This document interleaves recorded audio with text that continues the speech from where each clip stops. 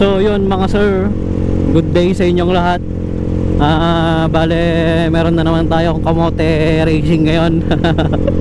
So bale, pagtatapatin natin ngayon tong Mio Sporty na naka 59 saka 24mm na 24mm na carb. Tignan ko muna yung daan, Brad. Time ako dito, no?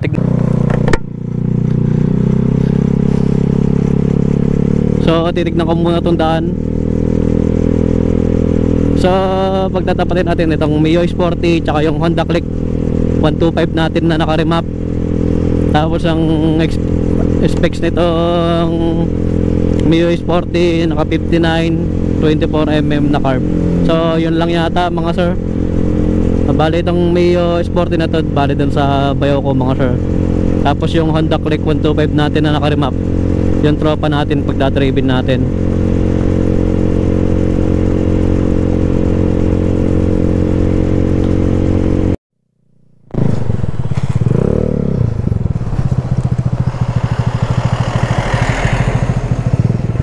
So ito na mga sir.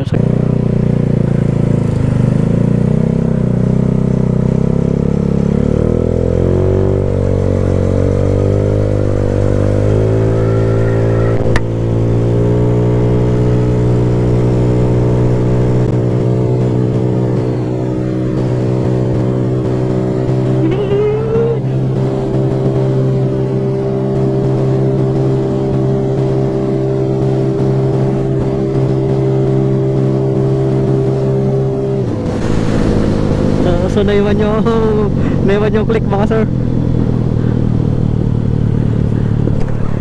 Hindi niya kaya? Hindi niya kaya? Hindi niya kaya? So yun mga sir, first round nanalo itong Mio Sporty. Subok pa natin ulit mga sir.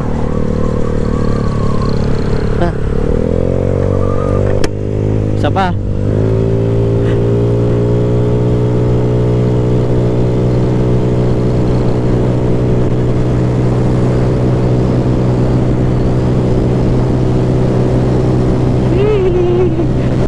Tagilaw, mahabol yung Honda Click ko.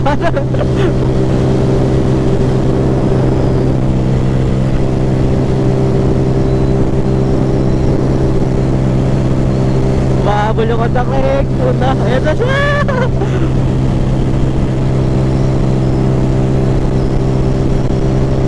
Ayan siya mga sir. Puta, tumutulo yung click mga sir. Wala na. So panalo pa rin itong Mio Sporty mga sir, pero konti lang.